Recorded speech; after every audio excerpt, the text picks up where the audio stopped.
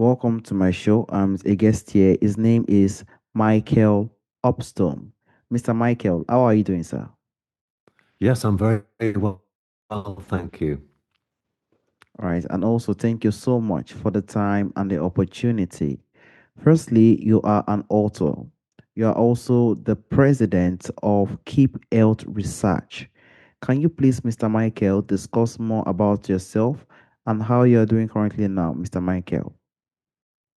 Okay, well, yes, I'm the president of Keep Health Research, which is an international health research organization based in Austria. And our speciality is in frequency healing, which I've been involved with now for 18 years. I've used over 25 modalities. I've treated 1,000 or so people, often with unbelievably astonishing, actually, is how the people who read the books results. And yes, I've written three books on the subject area as well: a beginner's guide, a holistic strategy for looking at other issues when healing sometimes doesn't happen, and also regarding frequency healing as a kind of masterclass for people who want to get into the area, because whether it's doctors or clinicians, and we have them on our membership, or home healers who are brand new to the area, you can get absolutely incredible results with these technologies. But not just for health, also performance enhancement for sports, for business, for creativity, cosmetology, which is wrinkle removal, IQ, all sorts of different applications, treating animals even. So this to me is a very fascinating area, and I've just got more and more involved with it over the last 18 years. Definitely, there is one thing that is one of the greatest source, and it is healing. And for us to actually be in the position to have the resources we have around us that can actually put us through to actually get the healing that we need is absolutely profound. And that is why I would like to drive to your book, Mr. Michael, Frequency Healing, Energy Healing, Regeneration, and Holistic Health. Can you please, Mr. Michael, discuss more on the book? And do you also plan to write more books in the coming future, Mr. Michael? Okay. At the moment, I've had a new book release, which was The Beginner's Guide, which is a very short introduction to the area. And there's two versions of that. One's a black and white version because we like to try and make this accessible information for as many people as possible. And then the middle book is the holistic strategy, and then there's frequency healing. So the frequency healing, energy healing book starts off with something that I think is very, very important for people, which is to have the evidence presented to them. What is it? How well does it work? In how many cases? And in fact, the results can be absolutely dramatic. So this is the reason that we ended up with quite a big and fairly expensive book, actually, because it's got color images and it's got charts in there and x-rays and things like that. And I think, the examples are absolutely breathtaking. So if anyone's interested in looking at that, there's quite a big read sample section on Amazon, and you can flick through some of these examples, and that really grabs people's attention. So the next thing is to go into the foundations of it. What is it and how does it really work? And one of the problems is that, in fact, the area is exploding in interest. I'm a member of a Facebook group with just under 490,000 people on it, but most of them are really misled by an oversimplified view of frequency healing, which is I've got a problem, what's the frequency to solve it? And it doesn't really work like that. And that sort of set of assumptions has even influenced what are now hundreds of thousands of studies into this area, which are presented on our website. But if you think about it in common sense terms, it's like having a meal in a way, or a food item. Um, you don't want to have too much of it too often. And in fact, you can have too much of this. And what happens is that with a chronic illness, and we've got phenomenal results against chronic illnesses, typically 85 to 95%, then we need to think of it as being like a starving child in a way. You don't want to put a great big meal in front of a starving child. You want to put small portions that they can manage a little bit at a time, that their system doesn't get overwhelmed by it. So this is a complete inversion of thinking effectively that if you're very sick, you need a lot of something. And we get this experience through using very, very powerful technologies that work extremely quickly in many cases. And we know, in fact, that you can overtreat and cause damage with people. So, our job, if you like, at Keep Health is to identify the main categories of frequency healing approaches, which are put into the book. Then, what are the main options in those categories? And we explain them as well. And we go into the relative strengths and weaknesses of those options as well. So that ideally, then, someone, instead of asking the question, what frequency do I need or what device do I need? They ask deeper questions, which is, well, first of all, what are the appropriate options for my needs? Because if I've got a chronic illness or a degenerative illness, then really what I need is a regenerative technology, and that means much broader um, ranges of frequencies, and ideally biofeedback and things like that. So some of the very best devices in the world come from the Russian space medicine program, which put over $100 million and over 1,000 of their top doctors, biophysicists, engineers into a program which was then top secret in the 1980s. And they came out with a number of astonishing devices, which are still, in some cases, produced in satellite factories to this day. And that's the equivalent of about $5 billion in today's terms, in terms of the using top equivalent US expertise, for example. So it's quite a rich, fascinating area to get into. And what I love about it is it empowers people, whether they want to just improve their creativity, their business performance, their IQ, or whether they want to heal faster from injuries or from illnesses, or even improve things like sports performance. And we know that these things are measurable. And for example, a few percentage points potentially are available depending on what we use and how we use it. And that could have, for example, made all of the difference to, the Nigerian team being in the World Cup at the moment. If you can add a few percentage points to repeated sprinting and things like that, faster reactions and things, then we've got dramatic potential, especially at the very, very high level that these people play at, for example. Mr. Michael, you actually made one of the most profound insights, and I sincerely appreciate you for the work you've done in Keep Health research as well.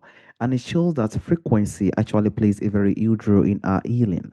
Frequency actually gives the sense of how we actually perform, what we actually do, and actually what we actually think, how we actually think fast, but also actually make some certain decisions. So, depending on the kind of frequency that is actually energizing our body, it actually provide a kind of outcome that actually goes with it as well. And that is why I would like to drive to your book as well, which you share some remarkable healing stories, as you stated earlier. And you stated one which is from a blood blister disappearing in about an hour on a 91-year-old with Alzheimer's to leg ulcer healing completely, and even improvement in macular degeneration. Which case actually surprised you the most and why, Mr. Michael? Well, that's a great question because there are so many surprises with this. In fact, the biggest surprise for me is when something doesn't work. So here's the pictures of the blood blister being healed in an hour, and they're time-stamped images. And but the biggest surprise for me was when I first started to treat serious problems, and I was invited to go up to the northeast of England to treat a lady who had a stroke, and she'd been very fit. She was in her 50s. She'd been a winter sports woman doing skiing and things like that. And she had a quite a devastating stroke, and she was confined to a wheelchair. And I did a protocol with one of the devices from the Russian space program where we treated the spine, which is the access points for the whole central nervous system, and then certain points on the face to stimulate healing responses. And two things happened that were absolutely astonishing at the time. And I do wish I'd taken a photograph as well. The first one was that she actually got up out of her wheelchair and she balanced on what had been her bad leg successfully. But the second thing is that her forehead flushed up with something that looked like out of a cartoon, a flash of lightning, quite a big one over the whole width of the forehead. So it flushed up sort of pink, and there was this notable white area. It was quite obvious. And we were all absolutely astonished by that result. Um, and when I saw her husband the next day, I inquired about her because I want to know, you're worried when you're treating people with serious problems. First of all, you don't want to cause them any more problems. And fortunately, these technologies are very, very safe and easy to use. And I asked him about her, and he said, you know what, there was a big difference overnight. He said she'd been sleeping on her own since the stroke. And he said he takes her breakfast in the morning, and it looked like she'd had a normal night's sleep. Whereas previously, the bed sheets looked like she'd been having an all in wrestling match in the bed. So that was the first very, very surprising thing. And I think because it was the first and it was so unusual with this effect on the forehead that it really, profoundly impacted me with respect to how good these technologies are, the fact that I could use them to get results, um, and just this strange effect of this flash appearance on the forehead as well. That's the most bizarre thing I've ever seen in frequency healing. Exactly, and actually the greatness of technology as well. Let's just imagine the woman who has stroke. When you actually approach her with the technology, one will be in the position like, would this actually work? And just surprisingly, it actually worked, and she actually felt more better. And it also provides the solution in regards to technology perspective, how we can actually help the frequency in our body in terms of healing ourselves, despite the wound that we've had in our inner self as well. And also, Mr. Michael, you also make an emphasis that disease is often a suspended adaptive response rather than something that needs to be directly attacked. How does this understanding change the way we see or change the way we should approach chronic illness with frequency healing, Mr. Michael? That's a great question. Well, first, I want to differentiate between two really completely opposite approaches that came out of the Russian space program. So, one of them was called bioresonance diagnostics, and it acts like a radar or a sonar. It sends frequencies, resonances into the human body, and it detects resonating frequencies from viruses, parasites, bacteria, and fungi. And then it lists them on the software and prioritizes them. And then it can play in counter frequencies. This is like an opera singer singing a note to shatter those viruses, for example, or bacteria. But a guy called Wilhelm Reich found that if you did that too efficiently, you could overwhelm the system with toxic byproducts. So they built in something clever to help the cleaning systems of the body afterwards. However, to go back to the question, the Russian insight is that we have these differences when people get sick with something. Someone might be completely untouched by it. Someone else might have the mildest possible symptoms. Someone else might have a few days of a problem and then it goes properly. But with someone else, the results can be quite devastating and long term. So the insight is that at some stage, well, first of all, our capacity to recognize that there's an issue and it needs to be dealt with, we call coherence. And so when the body recognizes the problem, it can apply the resources and deal with that and adapt to that situation very quickly. But if it's got poorer communications, lower energy, for example, then that means that the adaptive period will take longer and take more energy. So think of it this way. It's like a ballerina can stand on the very tips of her toes and she can look completely still, or a gymnast can balance the same way. Um, and they can look completely still, but they can also do it outside, where there's always some kind of a little breeze or something, or very often, but they can still remain stock still. So what's happening is they've got a very, very acute sense of their point of balance, and they can react extremely quickly, applying very little energy just to maintain and to return to that point of balance. But old people every year, they fall over, they end up in hospital. That's because they don't have such a good sense of balance. They maybe catch it too late. Then they've got to put in a lot more energy to recover. And ultimately, if it fails, then they can fall and cause themselves damage. So this adaptive response is really the root of effective healing. And the problem is that with chronic illnesses, we can drop through this self-maintaining level, which we call homeostasis. And then, in some cases at least, what we end up with is a situation where the illness gets worse and worse. And then it seems like the symptoms have all gone away. And we call that, oh, what's it called? Um, uh, uh, yes, they're in. Yeah, I've forgotten the word at the moment. Sorry, but basically, oh, they're in remission. That's right, they're in remission. Now the problem is that we know when we apply the frequency healing technologies to that situation, that the first thing that happens is the body wakes up and it manifests all the symptoms. So we use these kind of insights to direct our treatment, which is we want to tackle it with these frequency technologies when the body already recognizes it's got a problem and it's fighting the illness. But ultimately, what we need to get to is a position where the full cycle of illness has been completed. So let's take a quick example. Someone gets a bit of a cold, they feel a snuffle, they've got some itching and peppery feelings in the nose, they start to sneeze a little bit. But then a few hours later, the neck causes a problem and the glands come up. And then a little bit later, then they're sweating and they've got a fever and things like that. And then the fever eventually gets dealt with, and then they're left with very low energy. But eventually they recover and they get their energy back again. So, this completion of the cycle of healing is what we're alluding to with this particular example of remission with certain illnesses. And that's what we're aiming to do. We're aiming to improve the body's energy levels to deal with issues, but also its self perception and its communication issues so it can adapt much more quickly to any problems coming into the body. So, that's the sort of the summary of that question about how chronic illness works and how we can view it in quite a different way to fighting an enemy. Hmm. Mr. Mikey, we now understand that we have a very sensitive body. And our body, most of the time, when it actually gets into the point of having a certain disease or situation, it takes some time before it actually comes out.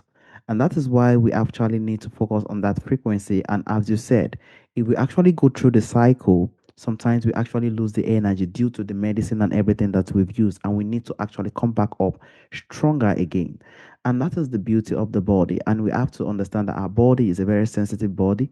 We have to actually try to look at the frequency and also the technology that can be used to actually generate that body and also make it more stronger despite the healing that has been done in that situation as well. And also, you talk about stacking different modalities: electrical adaptive stimulator, stuff lasers, hydrogen therapy, helium blankets, and even the triad wave with reset breath. What are some of the most powerful combinations you've seen, and why do you think they work so well together, Mr. Michael? That's a great question. Well, really, the thing that excites me is what works and how well and how quickly it works. And this is the real eye opener for most people, which is it's unbelievably fast in many situations. But we have these different approaches using different methods of dealing with the body. So, a soft laser, for example, will have very, very fast results on pain, on bites and stings, on inflammation, on bone healing, on tissue healing. In fact, it's a regenerative technology. So, what do we mean by that? Well, if we have an injury and it involves a cut or a burn or something, then very often we're left with a scar.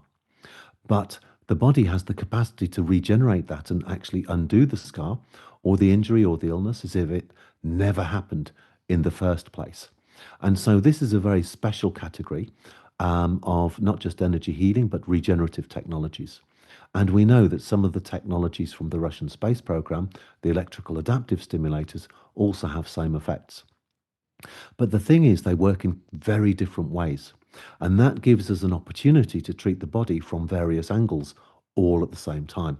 And in fact, the second book talks about complementing this with supplements and minerals and vitamins and things like that as well for even better effects.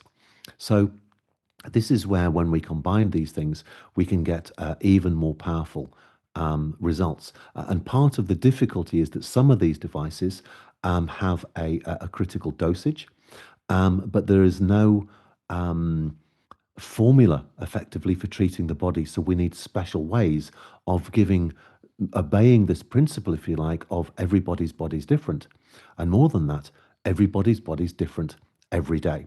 So if someone had an injury or something, then I could start off with the laser. I could make an impact. I'd be calibrating. What's your pain out of 10? It's 10. Okay, that's pretty bad. Um, we'll do one or more cycles of the laser, perhaps. Um, and then I'll calibrate again. Do you have any pain anywhere in your body? Okay, it's 3 now. And I might go, okay, that's good enough for the moment. Now I'll finish with the electrical adaptive stimulator, which has this capacity to talk with the body and to get a specific dose for that particular body at that particular time and in that particular place. And then I can enhance the results during the process by using the reset breath and quiet touch, which is um, basically, it's a technique for accessing the parasympathetic nervous system, which is what happens when our body goes to sleep at night.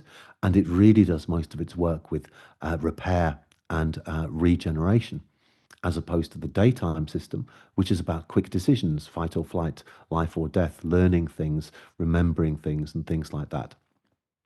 And we can use that also with specific frequencies called the triad wave as well.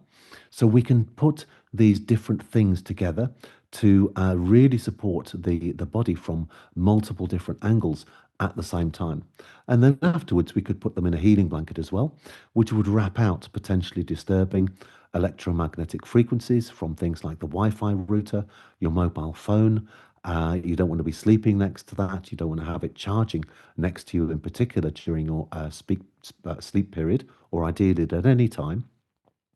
And this is where we can get even better, even faster responses. And it's kind of like a chef, if you like, um, asking you, what's your perfect meal? What are your favorite foods? Okay, I'm going to design the perfect meal for your body. And it also obeys the principle that, many times when women are pregnant, for example, they'll have cravings for particular food. So this underlines this principle of the incredible complexity and sophistication of the human body, what it's capable of doing, especially if we give it the right things that it wants at that particular time. And that's what's happening when pregnant women are having cravings. Their body is telling them there's a deficiency and that they need something to help their system and the baby's development at that time. So, yes, this is where we can really enrich and supercharge the results. Very much beautiful. It shows that there are actually different tools that are being used for the health and also everything that can actually make the health better, despite the natural way down to the technology way to analyze everything and also to provide the results. So several things are gathered together separately to actually provide one of the greatest healing that can actually help the body when it comes to illness. And also, lastly, Mr. Michael, I would like to drive to the advice you would like to give to readers who want to get real results with frequency healing while avoiding common pitfall like tolerance, healing crisis, or unrealistic expectations, Mr. Michael. Mm. Yeah, that's a great question. So I think that the first thing is the evidence can guide the expectations, as can especially the beginner's guide. And this is very important because if not, we might be asking the wrong result of the wrong tool in that particular case, and in which case we've just wasted time and money. So starting off with the right modality for our particular situation then becomes very important. The second thing that's covered in the beginner's book as well is to ask the right questions when you're buying your equipment and to understand these basic principles of frequency healing, the individualized dose, the treatment period, avoiding tolerance, which is treating continually in the same place. And it kind of makes a lot of this stuff is a little bit counterintuitive. If you've got a shoulder problem, you might think, well, I want to keep treating that shoulder. But the problem is that the body's a whole complex system. And what we need to do in order to get the best results is to treat it like a complex system, support the whole system as well as the particular point of the problem. So, getting the basic foundations of frequency healing in place before you start and not making wrong assumptions is very important. Then, choosing the right device for your particular needs.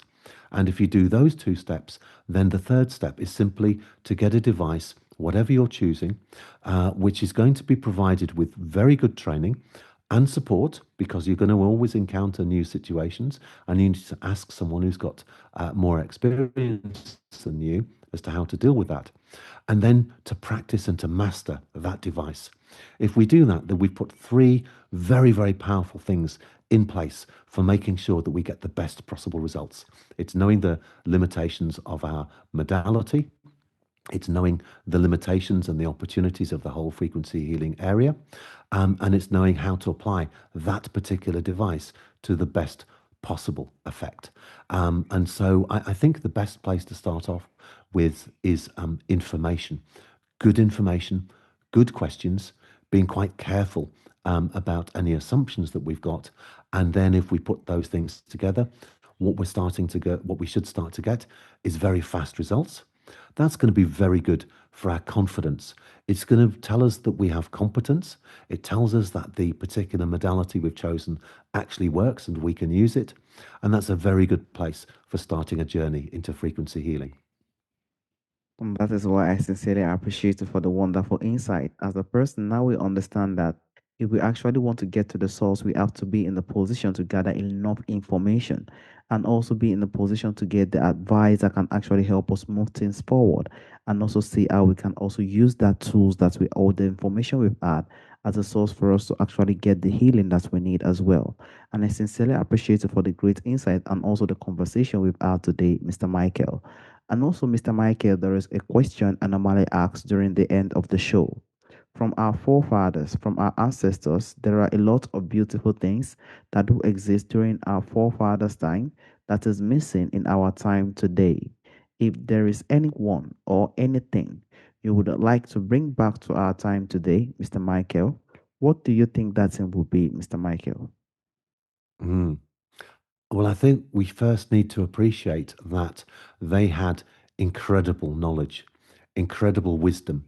They had a connection with the earth, with the land, with nature, and things like that. And that meant they had a natural way of working in sympathy and in cooperation with the earth. So there's a very deep sense of wisdom that they had, I think, as well as detailed knowledge of how nature actually operates. And I think a lot of us have suffered through not being able to have that depth of connection.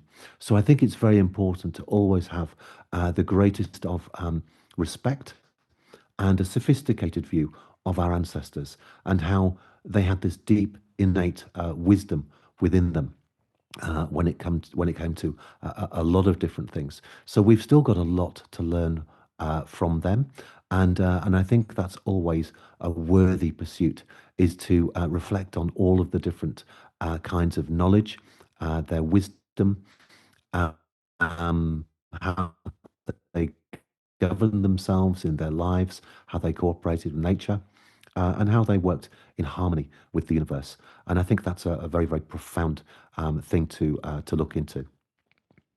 Exactly. And as you said earlier, Mr. Michael, our ancestral, our forefathers, they have a very huge wisdom.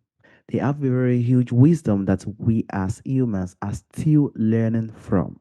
There are some lot of things that our ancestors that have done that they've actually built upon that a lot of people are now taking back to actually make a very successful life today. And that is why we have to understand that our ancestors, our forefathers, they actually had the opportunity to connect to the source, connect to the nature more better than we are doing today, due to the fact that we are more connected to the source of the technology and others.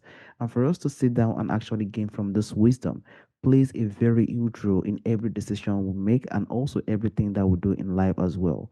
And we do hope that this knowledge continue to build the world, continue to make the world a better place, and continue to make people to be aware of the values they have in their health, despite the illness, how they can use these frequencies to actually heal themselves, the tools that can actually be done, and also the information they need to gather to make their life a fulfilled one. And also, Mr. Michael, I want to use this opportunity to thank you for the time and the opportunity for us to have this profound and insightful conversation today. Thank you so much, Mr. Michael. Thank you very much for having me. I really appreciate it and the excellent questions that you asked. All right. Have a wonderful day, Mr. Michael. Bye bye. Thank you. Goodbye. Have a great rest of the day.